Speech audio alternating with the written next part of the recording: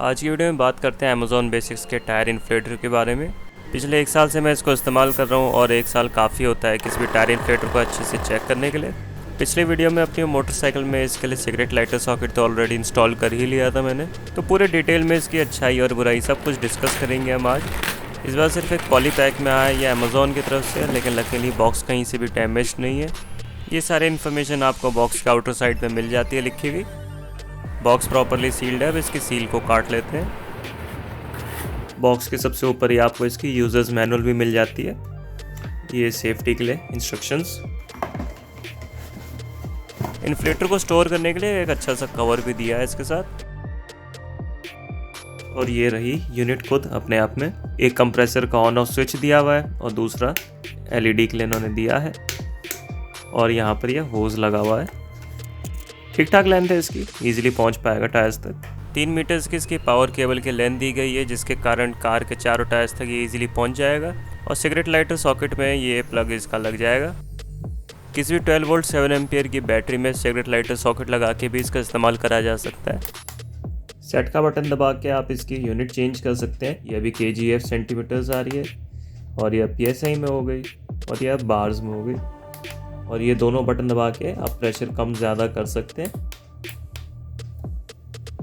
Lighting के लिए इसमें 2 मोड्स दिए गए हैं। पहला मोड ये सिंपल वाइट लाइट है, ये इसलिए होता है ताकि टायर के जो वेल्व्स हैं आप उनको लोकेट कर पाए, तो इसका जो है पाइप है ये ठीक से कनेक्ट कर पाए। दूसरा एक फ्लैशिंग मोड है, ये इसलिए है इनकेस आपने रोड साइड में अपनी व्हीकल पार्क करी हुई है और आप टायर्स में हवा भर रहे हैं, तो जो बाकी रोड पे लोग आ रहे हैं उनको पता चल जाए कि आपकी व्हीकल पार्कड है। जैसे ये वार्निंग के लिए दिया गया है, वार्निंग साइन है ये। इसकी बैक साइड पे वायर्स को डालने के लिए ये इन्होंने कंपार्टमेंट दिया है, और थोड़े से ये बैक साइड पे चीज़ें दी हैं। ये वाला फुटबॉल में और बास्केटबॉल में एयर फिल करने का काम आ सकता है। और ये एक और तरीके का इसमें दिया हुआ है एयर फिल करने के लिए। एक फ्यूज़ भी दिया है कि जो इसका अपना फ्यूज़ है वो ख़राब हो जाए, इसके अंदर फ्यूज़ भी लगा हुआ है, मिल जाता है आपको। फ्यूज़ इसके प्लग में ही बिल्ट इन है, तो इसकी टॉप कैप खोल के आपको फ्यूज़ देखने को मिल जाएगा, और इनके इस फ्यूज़ ख़राब हो गया तो बदल सकते हैं आप। 15 एम्पियर का फ्यूज़ इसमें लगा मिलता है, और सेम वैल्यू का ही फ्यूज़ आपको इसमें लगाना है रिप्लेसमेंट में।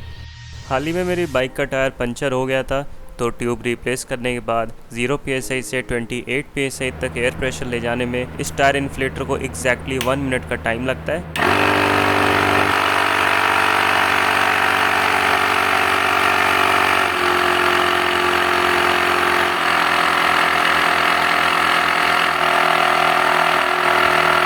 जो भी टायर प्रेशर आप सेट करेंगे उसमें 1 से लेकर 2 psi तक ये टायर इन्फ्लेटर एक्स्ट्रा ही एयर फिल करता है, ताकि वेल्व स्टैम्प पे से जब आप इसका होज को खोलें तो 1-2 psi जो एयर लॉस होता है, उससे टायर का जो प्रेशर लेवल आप चाहते हैं वो ज़्यादा कम ना हो।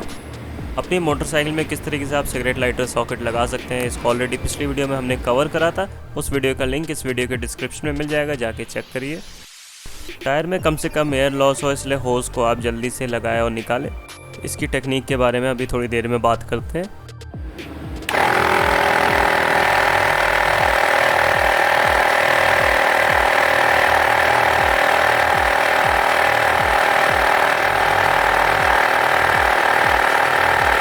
सिर्फ 13 सेकंड्स में इसने मोटरसाइकिल के फ्रंट टायर में एयर फिल कर दी। जबकि फ्रंट टायर में एयर प्रेशर भी काफ़ी कम था, उसके बावजूद काफ़ी कम टाइम में इसने एयर फिल कर दी। अब चेक करते हैं कि रियर टायर में ये कितनी देर लेता है फिल करने में, क्योंकि रियर टायर 100 सेक्शन टायर है, तो उसमें थोड़ा सा टाइम ज़्यादा लगना चाहिए इसको।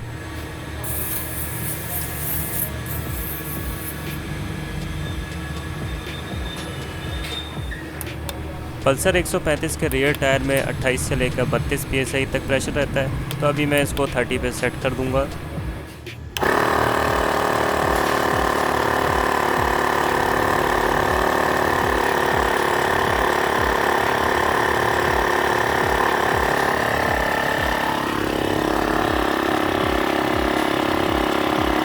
रियर टायर में इसने 15 सेकंड्स के करीब लिए, और ये तो एक्सपेक्टेड था क्योंकि टायर की वॉल्यूम ज़्यादा है। आपके पास कोई भी कार और ट्रक्स हैं जिनके टायर्स काफ़ी ज़्यादा चौड़े हैं और बड़े साइज़ के हैं, तो इससे ज़्यादा टाइम उनमें एयर फिल करने में आपको लग सकता है। और अगर ज़्यादा psi पे उनका प्रेशर रहता है तो और भी ज़्यादा टाइम उसमें एयर फिलिंग में लगेगा। अगर इसकी एक्चुअल पावर कंजम्पशन की बात करें तो 10 एम्पियर के करीब ये करंट लेता है, कोई भी मोटरसाइकिल जिसमें 5 एम्पीयर से ज़्यादा की बैटरी लगी हुई है वो इजीली इतने करंट को सपोर्ट कर लेगी। और कोई भी कार या ट्रक है तो उसमें तो आपको सोचने की भी ज़रूरत नहीं है, बहुत इजीली एक इन्वर्टर काम करेगा। अगर आपके पास कोई भी ई बाइक है और उसमें 12 वोल्ट की पावर आउटपुट दी गई है लिथियम आयन बैटरी से, या फिर कोई भी लेड एसिड बैटरी भी लगी हुई है लाइटिंग के लिए, तो ये सेम टायर इन्फ्लेटर आप उसमें भी यूज़ कर सकते हैं। कई ई बाइक्स में आपको सिगरेट लाइटर सॉकेट देखने को मिल जाएगा। अगर नहीं भी दिया हुआ है तो खुद एक सिगरेट लाइटर सॉकेट खरीद के आप खुद वायरिंग करके लगा सकते हैं अपनी ई बाइक में।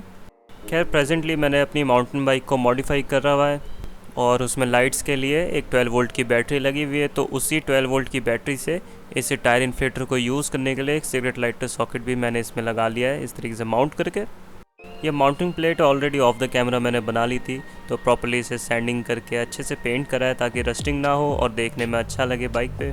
सॉकेट के साथ दिए गए नट से इसको फिक्स कर लिया है और नीचे 2 टर्मिनल्स पे स्पीड कनेक्टर्स भी लगा लिए हैं मैंने। क्रिम्पिंग की प्रोसेस ऑलरेडी डिटेल में आपने स्टैनली के जो क्रिम्पिंग प्लायर की अनबॉक्सिंग रिव्यू की वीडियो थी उसमें देख लिया होगा। पुराने यूपीएस की बैटरी में भी मैंने सेम टाइप का कनेक्टर्स लगा लिए हैं ताकि इस एयर कंप्रेसर को इस वीडियो में मैं आप लोगों के लिए डेमोस्ट्रेट कर पाऊँ। सेम तरीके से आप भी यूज़ कर सकते हैं इसको अपनी सवारी में। इसकी हम बिल्ड क्वालिटी की बात करें तो बिल्कुल टॉप नॉच की इसकी बिल्ड क्वालिटी है, कहीं से भी आपको कमी नहीं लगेगी।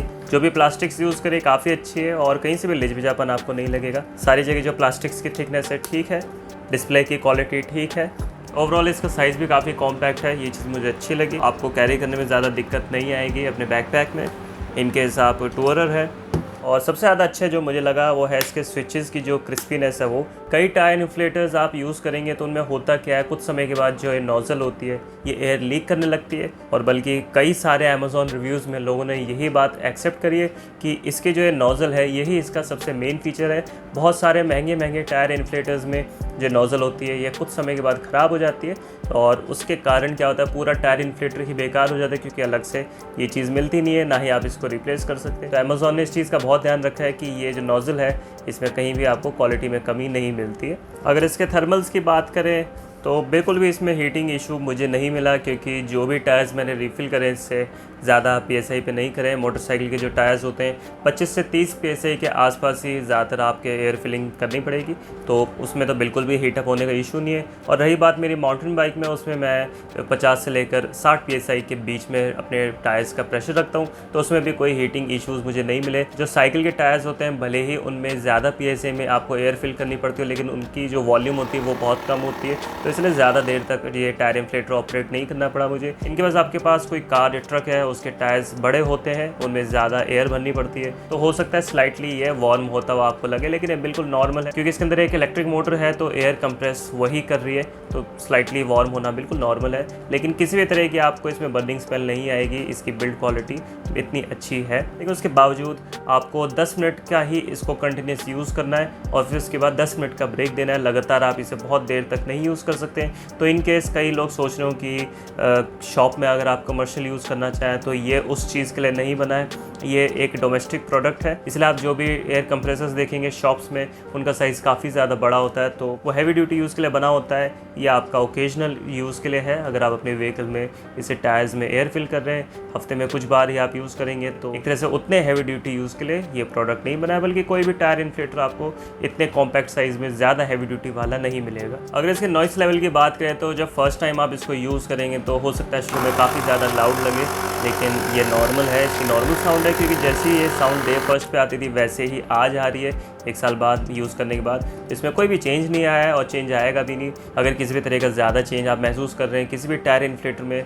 तो हो सकता है उसमें कोई इशू हो, लेकिन अब तक इसमें किसी भी तरह की दिक्कत मैंने फेस नहीं करी है। इसमें जो भी आप टायर प्रेशर सेट करते हैं और एयर फिल करते हैं टायर में, उसके बाद नोज़ल को अगर प्रॉपर तरीके से आप निकालते हैं, उसके बाद प्रेशर गेज से भी आप टायर का प्रेशर चेक करेंगे तो यही पाएंगे कि इस टायर प्रेशर जो इसने सेट करा है वो उतना ही होएगा, बिल्कुल भी डिफरेंस आपको नहीं मिलेगा अगर प्रॉपरली आप इसकी जो नोज़ल है ये निकालते हैं। और इसका नोज़ल निकालने का भी तरीका ये है कि शुरू में जब आप कसते हैं इसको कसते रहिए और जैसे ही आपको एयर निकलने की साउंड आए वैसे ही आपको इसको दबा देना है और फिर लगातार इसको कसते रहना है। ज़्यादा देर आपको बीच में नहीं रोकना है। कई लोग बहुत स्लोली इसको कसते हैं और खोलते हैं तो फिर वो कहते हैं कि काफ़ी ज़्यादा PSI का जो प्रेशर है वो कम हो जाता है टायर में। तो इस प्रोसेस को जल्दी से जल्दी आपको करना है और खोलने के लिए आपको यही करना है कि जैसे ये कसा हुआ है तो जैसे आप इसे अनस्क्रू करते रहें और इसके ऊपर प्रेशर आपको लगाए रखना है और जैसे इसको खोलते वक्त एयर की जैसे ही साउंड हल्की से आपको मिले कि निकल रही है, वैसे ही इसको आपको ढीला छोड़ देना है और फिर अनस्क्रू तो आपको करते ही रहना है। तो इसका फ़ायदा ये होगा कि कम से कम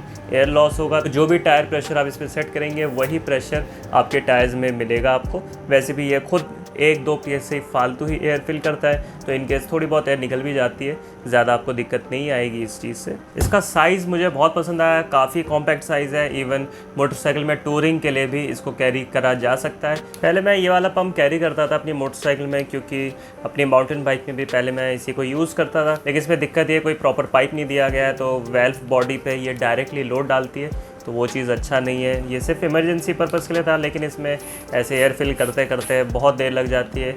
मोटरसाइकिल के टायर्स आप इससे फिल नहीं कर सकते, बहुत टाइम लेता है ये। बल्कि माउंटेन बाइक में भी इससे एयर फिल करते करते बहुत ज़्यादा थकान होती है। तो ये बिल्कुल ही बेकार तरीका था। लेकिन पहले क्या था, ये चीज़ इंडिया में अवेलेबल नहीं थी, अभी हाल ही में कुछ समय पहले से ही मिलना शुरू हुआ है। तो जैसे ही मुझे मिला तो ये अब यूज़लेस हो चुका है मेरे लिए। कोई भी व्हीकल्स के लिए खैर ये आइडियल है, वो अलग बात है। माउंटेन बाइक में आप इसी तरह का कैरी करेंगे, कितना भारी नहीं कैरी करना चाहेंगे। अगर आपके पास कोई ई बाइक है, लॉन्ग रूट्स पे आप निकल रहे हैं, तब डेफिनेटली ये एक अच्छा प्रोडक्ट है उसमें, क्योंकि आपको वेट का उतना ज़्यादा फ़र्क नहीं पड़ता। अगर इस प्रोडक्ट की नेगेटिव्स की बात करें तो जब इसमें आप एयर फिल करते हैं, ये पूरा ऐसे मतलब थोड़ा सा वाइब्रेट होता है, तो जहाँ पर आप रखेंगे वहाँ नहीं है, ऐसे थोड़ा थोड़ा सरकता है, तो आपको इसको रोकना पड़ता है। इन केस इसमें कोई थोड़ा सा वेट ऐड कर रखा होता कंपनी ने तो ये चक्कर नहीं होता। लेकिन वेट ऐड करने का दिक्कत ये आती कि इसको कैरी करने में आपको ये हैवी लगता। मेरे हिसाब से बहुत बड़ी कमी नहीं है, क्योंकि कई टायर इन्फ्लेटर्स ऐसे ऐसे हिलते हुए मैंने देखे हैं। एक कमी मुझे लगी इसकी पावर केबल में, तो इसके जो वायर का गेज है मेरे हिसाब से थोड़ा ज़्यादा ही कम है, क्योंकि 10 एम्पियर का ये लोड लेता है, तो उसके हिसाब से वायर की थिकनेस और होनी चाहिए।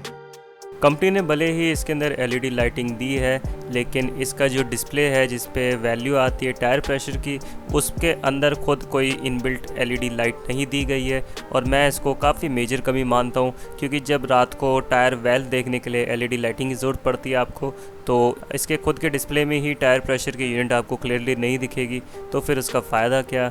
कई टायर इन्फ्लेटर्स में जो उनका डिस्प्ले होता है जिस पे वैल्यू लिख के आती है टायर प्रेशर की, उसके अंदर एलईडी लाइटिंग होती है। तो मुझे लगता है कि इन फ्यूचर अगर इसमें एलईडी लाइटिंग लग के आए इसके डिस्प्ले में तो और अच्छा रहेगा और यूज़र्स के लिए। अगर बात करें इसकी कीमत की, तो अमेज़ॉन से प्रोडक्ट आपको 2500 रुपये के आसपास का मिल जाना चाहिए। करंट प्राइसेस चेक करने के लिए, इसको खरीदने के लिए वीडियो के डिस्क्रिप्शन में दिए गए लिंक्स पे आप जाके चेक कर सकते हैं। मुझे उम्मीद है वीडियो आपको पसंद आई होगी। कोई भी आपके सवाल है कमेंट से ज़रूर पूछ सकते हैं मुझसे।